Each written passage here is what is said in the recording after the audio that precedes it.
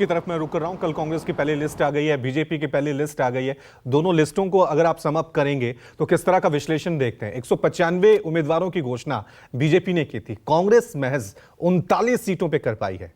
उत्तर भारत को लेकर क्या कांग्रेस अभी भी कॉन्फिडेंस में नजर नहीं आ रही और यह माने कि अब अमेठी राहुल गांधी चुनाव नहीं लड़ेंगे?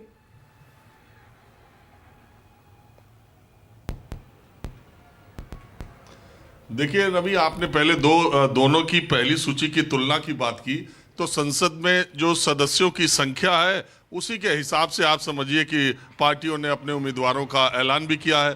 आपको मालूम है कि 51 सीटें तो सिर्फ उत्तर प्रदेश से बीजेपी ने घोषित की है, ज़्यादातर सीटिंग सांसदों को दिया है और 195 में भी ज़्यादातर सीटिंग सांसदों को टिकट मिला है और उनके सांसदों की संख्या ज़्यादा है। और निश्चित तौर पर चुनावी तैयारी में भारतीय जनता पार्टी देश की किसी भी पार्टी से बहुत आगे रहती है, इसमें कहीं कोई दो राय नहीं है।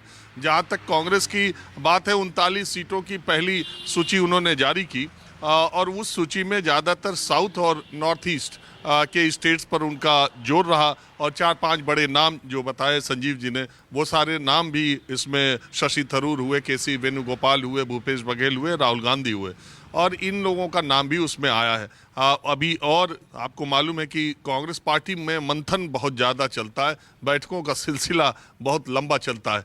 दूसरी बात यह है कि जो आपने इम्पोर्टेंट बात पूछी कि अमेठी, देखिए मैं पिछले 2 महीने में 2 बार अमेठी गया हूँ, मैंने वहाँ से कार्यक्रम भी किया है। अमेठी से राहुल गांधी के 2019 जो चुनाव के नतीजे आए थे, देश में जो चौंकाने वाले परिणाम आए थे, उसमें स्मृति ईरानी का राहुल गांधी का अमेठी में हराना भी एक नतीजा था। उसकी बहुत वजह तो है ही प्रधानमंत्री नरेंद्र मोदी की लोकप्रियता, उनकी सरकार का कामकाज, मोदी योगी जोड़ी ने जिस तरह से उत्तर प्रदेश में काम किया, वो 2019 में जीत का बहुत बड़ा कारण बना था। स्मृति ईरानी ने जब 2014 में जीत का अंतर राहुल गांधी का कम किया था, तभी खतरे की घंटी बज गई थी, लेकिन शायद राहुल गांधी या कांग्रेस पार्टी उसको भांप नहीं पाए थे। और स्मृति ईरानी लगातार अमेठी जाकर और लोगों से मिलजुल कर, यानी पार्टी और कैंडिडेट दोनों ने जमीनी स्तर पर काम किया, जिसकी वजह से राहुल गांधी को हार हुई। लेकिन उस हार के 2 बड़े कारण हैं।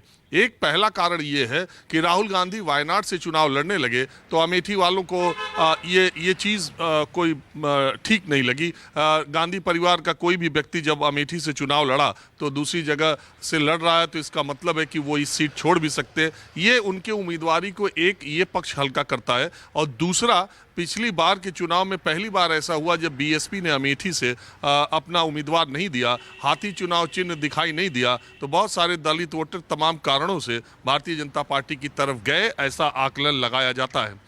तो बात यही है कि देखिए, अगर आप शुरू से देखें, 1967 में अमेठी एक लोकसभा बना और उसके बाद के शुरुआती चुनाव कांग्रेस बहुत कंफर्टेबली वहां से जीतती रही थी। इसीलिए इमरजेंसी के बाद जब संजय गांधी ने चुनाव लड़ने का फैसला किया तो अमेठी, चूंकि पारिवारिक सीट रायबरेली थी, तो बगल की सीट अमेठी से लड़ने का फैसला किया।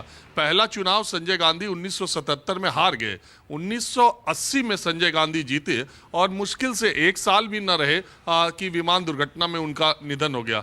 लेकिन 81 से लेके और 91 तक 10 वर्षों में जिस तरीके से राजीव गांधी ने अमेठी के लोगों के लिए काम किया, उनसे जुड़ाव महसूस किया, वहां एक ऐसी व्यवस्था बनाई जिससे प्रधानमंत्री के ऑफिस तक और प्रधानमंत्री तक अमेठी वालों की सीधी पहुंच थी। 2-2, 3-3 कार्यालय वहां स्थानीय स्तर पर बनाए और यहां दिल्ली में अमेठी वालों के लिए अलग से कार्यालय बनाया। और अमेठी के लोगों से जो व्यक्तिगत जुड़ाव राजीव गांधी का आज भी आप जाकर के देखेंगे, और आज भी इतना एहसानमंद और इतना आत्मिक लगाव राजीव गांधी से अमेठी के लोग रखते हैं, जिसको कि आप जाएंगे तो पता चल पाएगा। उन्होंने काम तो किया ही है, लेकिन जो उनका व्यवहार था अमेठी के प्रति, वो अलग तरीके का था।